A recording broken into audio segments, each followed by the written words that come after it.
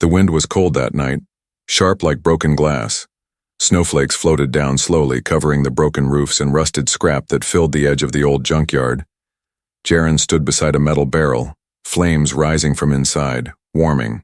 His rough hands. He had lived alone here for years, with nothing but metal, silence, and fire to keep him company. But that night something felt different. He heard it first, not a sound of metal or wind, but breathing, soft and shaky. He turned slowly, eyes searching the dark beyond the barrel's orange glow. There, by the edge of the fence, stood a small figure, thin, trembling, and wrapped in a piece of torn silver cloth. It looked like a girl, barefoot, skin pale with a strange shimmer, and eyes too large for her face. Her silver-white hair was dirty, tangled like forgotten wires. Jaren took a step forward, but she stepped back, her hands raising slightly in fear. "I'm not gonna hurt you," he said gently, voice low. The girl didn't answer, but her knees shook under her. She looked hungry, frozen, and scared beyond words. Jaren reached into his coat and pulled out a small piece of bread, stale but still good. He held it out toward her, not moving any closer. The girl looked at it, then at him, then slowly, like a stray animal, walked forward and snatched it from his hand. She backed away fast but didn't run. Instead, she sat beside the barrel, near enough for warmth, far enough to escape if needed. She ate quickly, hands shaking, eyes watching him with every bite. Jaren didn't speak, didn't ask questions. He just watched the flames and let her be. After a few minutes, she spoke, voice dry like sand. "Let me stay, human. Please." Jaren turned his head slowly, surprised by her words. Her voice was soft but clear, and the way she said human made his skin crawl. Not because it sounded wrong, but because it sounded like she wasn't one. You're not from Earth, are you?" he asked. She didn't answer, but her silence said enough. She looked up at him again, her face still young but filled with something ancient. Pain, maybe, or exhaustion. Then she added, "Don't send me back." Her voice broke on the last word like a wire snapping under weight. Jaren didn't know what to say. He didn't even know who or what she was. But he saw her hands, cut, burned, and bruised. He saw her feet, bare in the snow, already turning purple. And he saw her back, where her cloth had slipped for a second. Glowing scars covered her spine, shaped like symbols, like someone had carved them into her with heat and metal. Before he could speak, she collapsed, body falling toward the snow. Jaren caught her just in time. Her body was light, too light, like she hadn't eaten in days. He looked down at her, unsure what kind of danger he was inviting into his home, but something inside him moved, something warm and deep.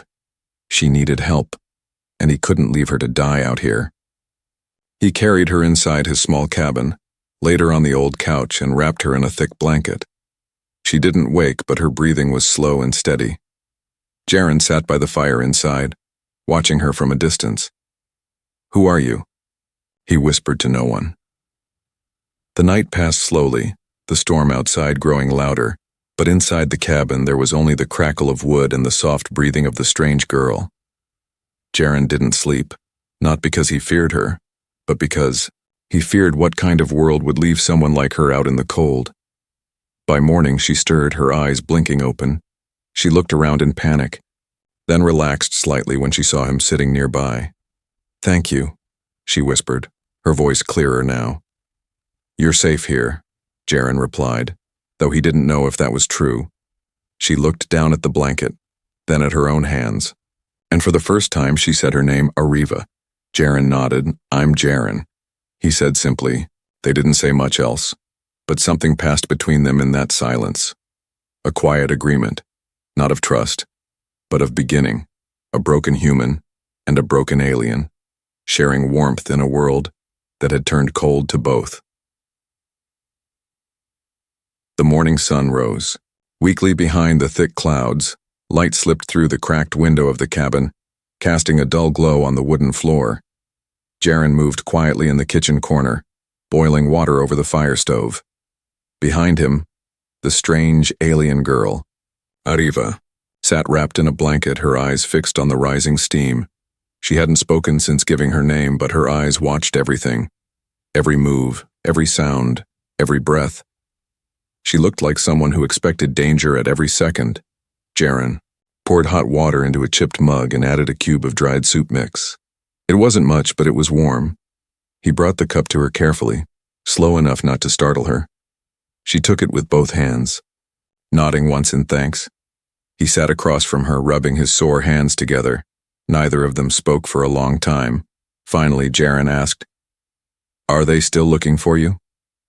Ariva's hands froze around the mug, her shoulders tensed, and her eyes lowered. "Yes," she said softly. "They never stop." "Who's they?" Jaren asked, leaning forward. Ariva didn't answer at first, then she whispered, "The ones who made me." Her voice cracked like thin ice. Jaren frowned. "Made you?" Ariva nodded slowly, her eyes still on the mug. "Not born. Not like you," she said. "Created, trained, tested, then thrown away." Jaren felt a chill that had nothing to do with the cold air outside. He didn't understand everything she was saying, but the sadness in her voice was sharp and deep. "What were you made for?" he asked more gently. Ariva hesitated, then spoke in a quiet, flat tone. "To serve, to please, to obey." Her hands trembled, and soup spilled onto the blanket. Jaren stood up quickly, grabbing a cloth and handing it to her. "It's all right," he said. "You're safe here, Ariva." She looked up at him then, really looked, and for the first time, he saw it. The mix of fear and hope, like someone standing between two cliffs, unsure where to jump. "No one wants me," she said, almost like a fact, not a feeling. "They say I'm defective, unworthy, unclean." Jaren sat back down, feeling his chest tighten. He had seen broken machines, broken people, broken systems. But this girl wasn't broken. She had been broken by others. "That's not true," he said. "You're not trash." Ariva blinked, surprised, like she'd never heard those words before. "You're not a machine," Jaren added. "You're a person, living, thinking, feeling. But they don't see me that way," she said. "To them, I'm property."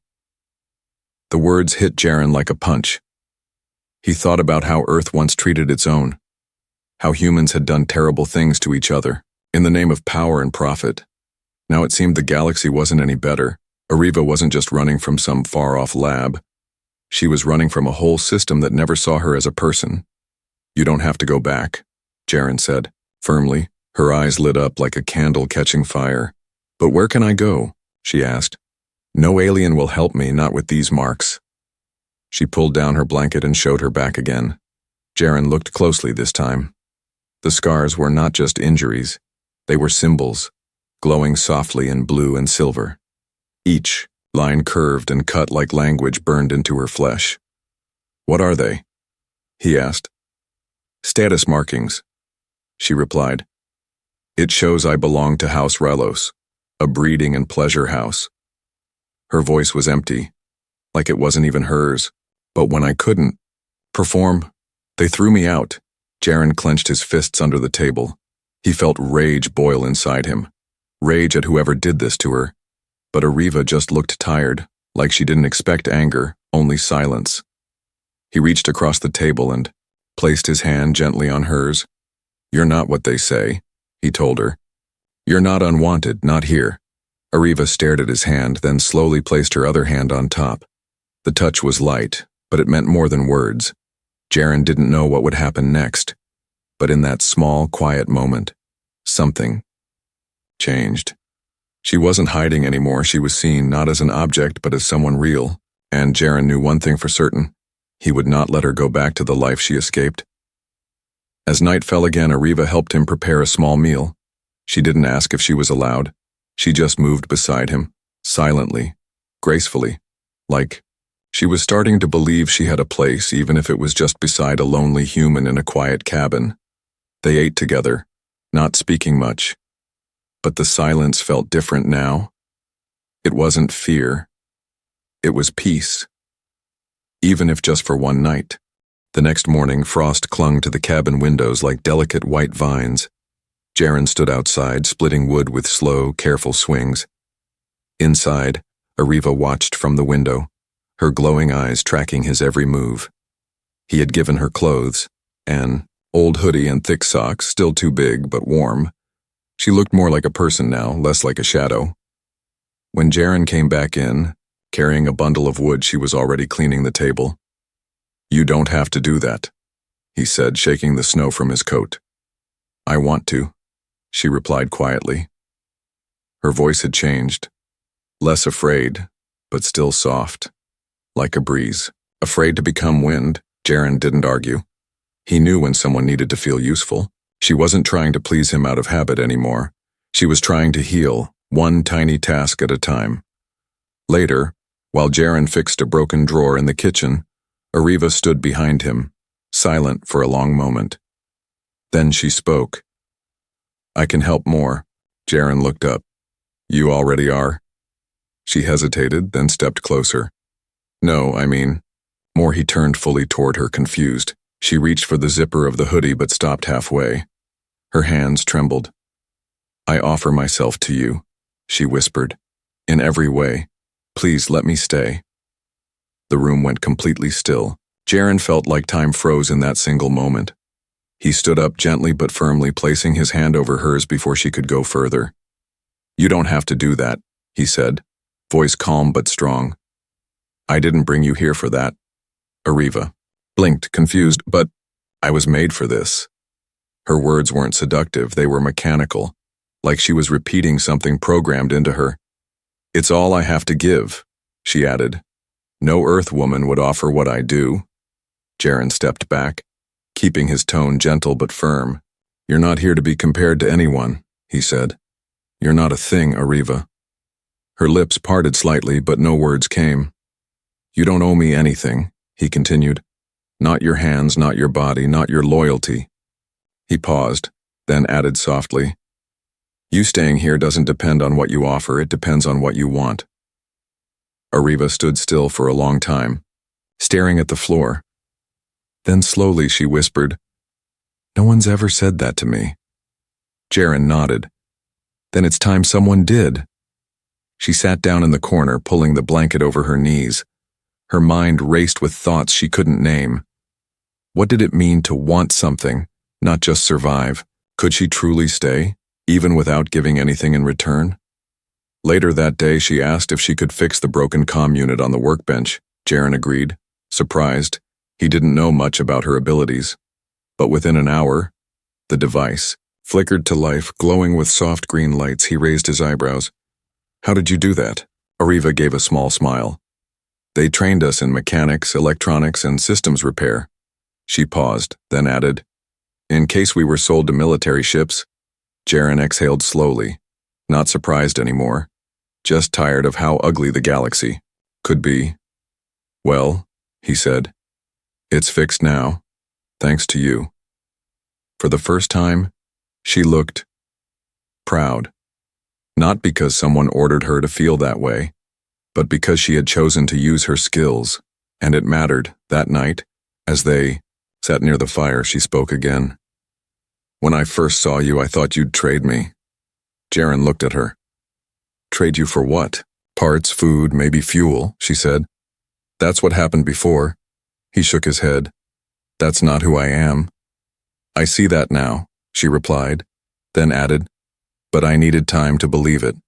They sat quietly again, listening to the fire crackle and the wind howl outside.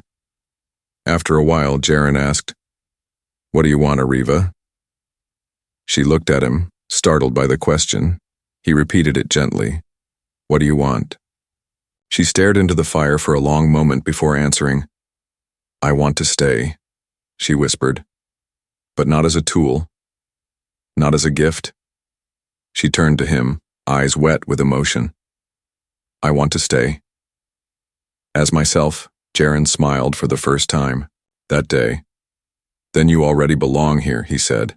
And Ariva, the girl once built to obey, felt something strange in her chest. Not fear, not duty, but hope. The sky turned dark before the evening came. Heavy clouds covered the stars, and the wind grew louder. Jaren looked up, snow hitting his face, and muttered, "Storm's coming." He rushed to secure the cabin, nailing down loose boards, stacking wood inside, and checking the old power cells. Ariva followed him, helping without being asked. She moved quickly with skill and silence like she had prepared for storms before. But this one felt different. As the first gusts howled through the trees, they closed the door and locked it. Snow came fast and thick, blinding the windows and swallowing the sound of the world outside. The cabin groaned, but it stood strong. Inside, the fire burned hot. Crackling with energy, Jaren placed 2 chairs close to it and dropped thick blankets on the floor. "You ever seen snow like this?" he asked, pouring water into a kettle. Ariva shook her head. "Not on my planet." "What was it like there?" he asked gently. She sat near the fire, her legs tucked under her, her eyes far away. "Hot," she said. "Dry. Bright red sands. Tall black towers. Always rules. Always watchers." Jaren didn't interrupt. She rarely spoke about her past. Tonight, the storm outside seemed to loosen something inside her. "We were born in groups, raised together, trained by machines," she continued. "There were no mothers, no fathers, only numbers and tasks."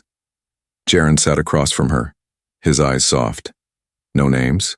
"They gave us numbers," Ariva said. "I was 74A, but I hated it." "When did you get your name?" he asked. "I gave it to myself," she answered, a small smile tugging at her lips. "It means free breath in my old language." The firelight danced across her face, making her scars glow gently. For once, she didn't hide them. She sat straight, shoulders relaxed, as if the cabin walls kept the ghosts away. "Why did they mark you?" Jaren asked quietly. She looked down, at her arms, running her fingers across the glowing lines. "To show what I was made for," she said. "Each mark is a function. Obedience, silence, pleasure, repair." She paused, then whispered, "But I failed at one." Jaren frowned. "You didn't fail." She looked at him, unsure. "They failed you," he said firmly. "They made you believe you were broken, when you were never given a choice." The wind screamed outside, shaking the windows. But inside, the fire burned steady, and the silence between them was warm. They shared simple food, boiled roots and dried meat, quietly but comfortably. Later, when the storm grew louder and the lights flickered, Jaren grabbed a lantern and lit it. "If power goes, we still have this," he said, placing it on the table. Ariva walked over, studying the light. "Do humans fear the dark?" she asked. Jaren shrugged. "Sometimes, especially when they're alone." "I was kept in the dark often," she said suddenly. "When I disobeyed, they'd lock me in a chamber. No light, no sound, just cold." Jaren said nothing, but his jaw clenched. He stood and grabbed a second blanket, placing it over her shoulders. "Not here," he said. "There's always light here." She looked up at him, and something in her eyes changed. A small crack in the wall she had built. She whispered, "Why do you care?" Jaren sat beside her, not too close, just enough. "Because someone should," he said. "No one did before," she replied. "They should have," he answered. The storm raged for hours, but inside the cabin time slowed. Ariva sat by the fire, humming a low tune from her planet. Jaren listened, letting the sound fill the room. It was soft, sad, but beautiful. She turned to him, eyes shimmering in the firelight. "If I were human," she said, "would it be easier for you to accept me?" Jaren didn't answer right away. Then he smiled gently. "You're not human, Ariva, but you're more human than most." Tears welled up in her eyes, but she didn't let them fall. Instead, she leaned against the wall, pulling the blanket tighter, and for the first time since arriving, she allowed herself to feel tired, safe, enough to sleep. Jaren sat nearby, keeping the fire alive, watching the snow stack higher outside the windows. He didn't know what tomorrow would bring, but tonight, in the middle of a storm, a strange girl from another world found shelter not just in his cabin, but in his heart. And without saying the words, he knew. She wasn't going anywhere, Not because she was trapped, but because she finally belonged. 3 days passed since the storm. The snow outside had started to melt under the weak winter sun. Jaren worked on repairing a broken solar panel near the fence line. Inside the cabin, Ariva cleaned the tools, humming quietly to herself. There was peace now. Not perfect, but real. She no longer jumped at every noise, no longer kept her shoes by the door like she might need to run again. But peace, like all fragile things, never lasted long. A sharp, metallic beep came from the perimeter sensor. Jaren froze, looking toward the outer fence. He hadn't heard that sound in weeks. Since before the snow came, he moved quickly, grabbing his old pair of binoculars from the shed wall. Through the cracked lens, he saw a figure approaching, tall, lean, wrapped in a sleek black coat that shimmered with built-in tech. The figure moved with calm, steady steps. Not a traveler, not lost. Someone who knew exactly where they were going. Jaren walked back into the cabin, face tight with worry. "Ariva," he said, not loud, but firm. She looked up instantly, catching the tone in his voice. "Someone's coming," he added. "Stay inside, stay quiet." Without a word, Ariva slipped into the storage space under the floorboards where Jaren had cleared a safe spot for her days ago. Just in case, by the time the knock came, Jaren had his coat on and his mind ready. He opened the door slowly. A man stood outside, tall, clean, with dark eyes and a sharp jaw. He didn't smile, but he didn't threaten either. "Good morning," the stranger said. "I'm looking for someone." Jaren kept his expression blank. "This is private land." The man nodded. "Yes, I know, but I was told there may have been movement in this area." He reached into his coat, not for a weapon, but for a small digital tablet. It lit up, showing a glowing picture of a girl, her face tired, her hair tangled. The image was of Ariva. She looked younger, more afraid, but it was her. "She's missing," the man said. "Company property." Jaren's stomach twisted. He forced his tone to stay neutral. "Haven't seen anyone." "Are you sure?" the man asked, eyes narrowing slightly. "She's dangerous, unstable, needs medical care." Jaren's jaw clenched. "If I saw her, I'd report it." The stranger tilted his head, studying him. Then, without a word, he stepped forward and dropped something into the snow, a small black disc, barely larger than a coin. It beeped once, then went silent. "Just a tracker," the man said calmly. "If she comes near, it'll alert us." He turned to leave, then added over his shoulder, "You should be careful who you trust, Mr. Flint." Jaren didn't respond. He watched the man disappear over the hill, then waited a full 5 minutes before closing the door and locking it tight. Ariva crawled out from under the floor, her face pale, her body shaking. "They found me," she whispered. "They'll keep coming." Jaren picked up the tracker from the snow and placed it on the table. "We'll disable it," he said, "and we'll be ready." That night, Jaren worked by the firelight, taking the tracker apart, piece by piece. Ariva sat beside him, watching his hands move with quiet care. "Why are you doing this?" she asked suddenly. He looked up. "What do you mean?" "You could have handed me over," she said, "sold me, or stayed silent. You think I want their money?" Jaren asked, shaking his head. "I've seen what greed does to people. But I'm not worth this trouble," Ariva said, her voice low. "You're worth more than they'll ever understand," Jaren replied. "You're not a piece of equipment, you're not property, you're a person." Her eyes welled with tears she didn't let fall. She had heard kind words before, fake, manipulative, rehearsed. But Jaren's voice had no agenda, no trick, only truth. He handed her the core of the tracker, a small glowing chip. She crushed it under her boot without hesitation. Later, as they sat near the fire, Jaren handed her a small metal object. It was an old emergency beacon, reprogrammed and disconnected from the central grid. "I want you to have this," he said. "If anything happens to me, if they come and I can't stop them, you run and you call for help." Ariva stared at the device, then slowly pushed it back into his hand. "No," she said. "If they come, I fight too. You don't have to." I'm not a weapon, she said. But I'm not helpless, either, Jaren smiled. Not with pride, but with respect. She had come here broken, running, afraid. But now, there was something stronger inside her. Something that couldn't be erased by scars or trackers or cruel masters. She was more than they had built her to be, and for the first time she chose to stand her ground. The next morning was quiet. Too quiet. Even the wind seemed to hold its breath. Jaren stood near the fence, eyes scanning the horizon. The tracker was gone, crushed and buried, but his gut told him they'd come anyway. He wasn't wrong. By midday, a hum filled the air, a low, unnatural sound. Jaren looked up and saw it. A sleek black drone hovered just above the trees, scanning with red lights. His hands clenched around the wrench he had been holding. Inside the cabin, Ariva felt it too. Her body tensed, instincts returning like fire in her blood. She didn't run or hide this time. She walked to the back wall where Jaren had stashed his old traps, rusty but still deadly. He came in seconds later, eyes sharp.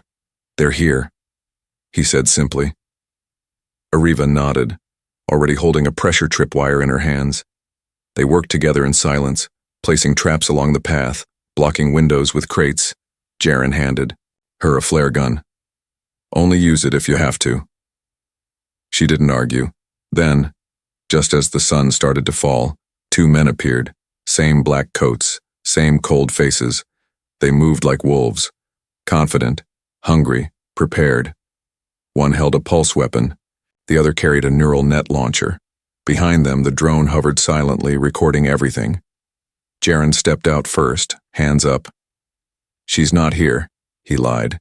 "Don't insult us," one of the men said, voice flat. "We detected her signature," the other added. "She belongs to us. She's not yours," Jaren replied, his voice low and dangerous.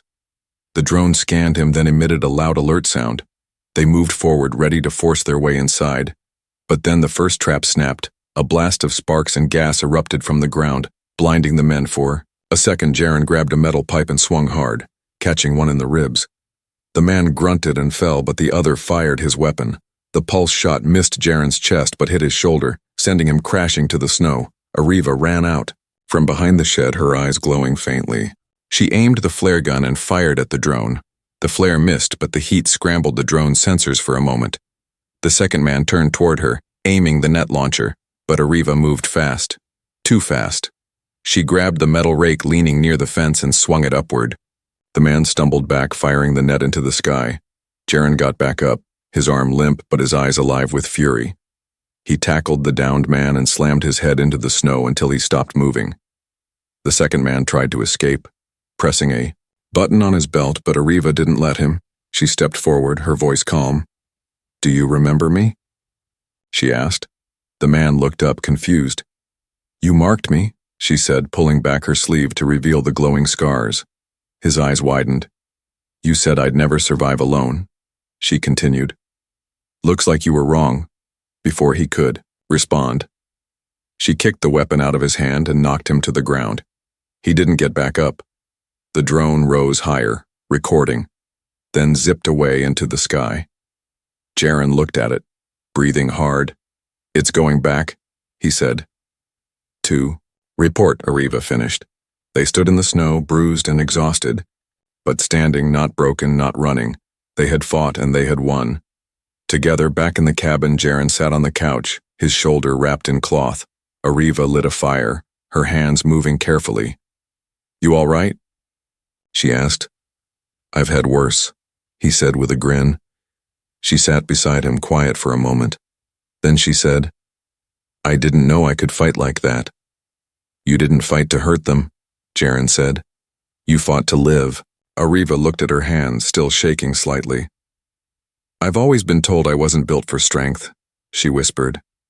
"That I was weak, that I was only useful for one purpose." Jaren turned to her, his voice calm but sure. "You proved them wrong." Silence filled the room, but it was peaceful. She leaned back slowly, letting the warmth of the fire touch her face. "I'm not afraid anymore," she said. "Good," Jaren replied. "Because we're not done yet." She nodded, understanding. They'll send more, she said. Yes, but I'll be ready. Jaren smiled again. You're not alone, he said. You never will be again. Outside, the snow had stopped falling.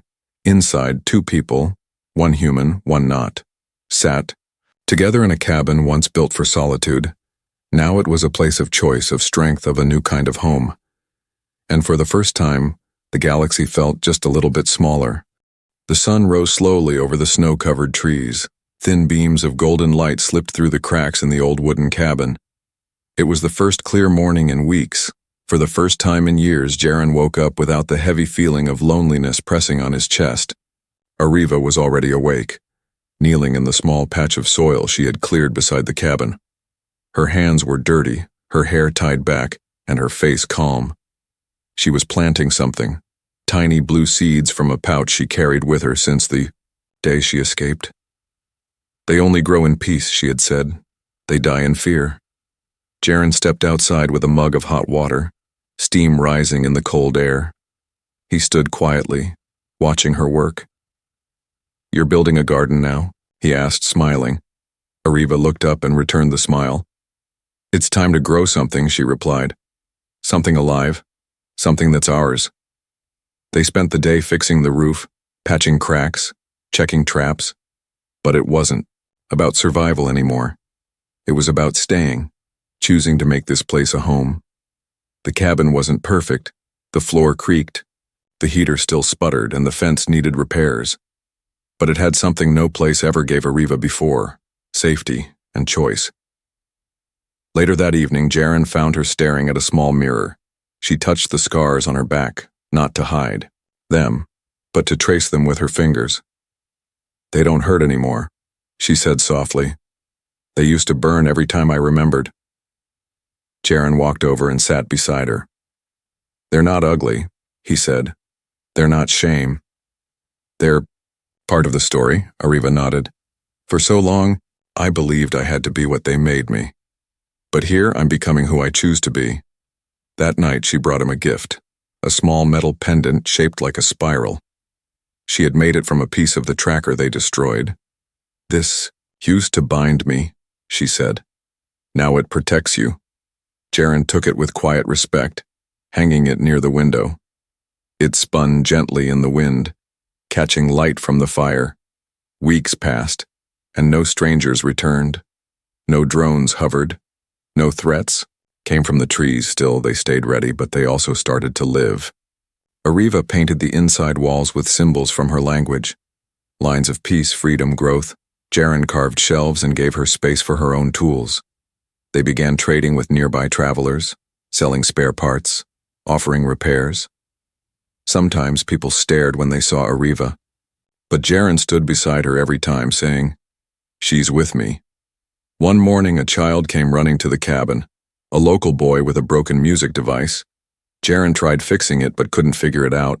Arriva took the device, opened it, gently, and within minutes soft music played. The boy stared in awe, then asked, "Are you a robot?" Arriva smiled and shook her head. "No, I'm just someone who learns fast." The boy's parents came later to thank them. They brought food, tools, and a small bag of seeds. From that day, the cabin wasn't hidden anymore. It was known as the house with the kind mechanic and the brave alien girl. One night, as the stars filled the sky, Arriva and Jaren sat beside the fire. He looked at her and said, "I never planned to live like this." "Me neither," she replied.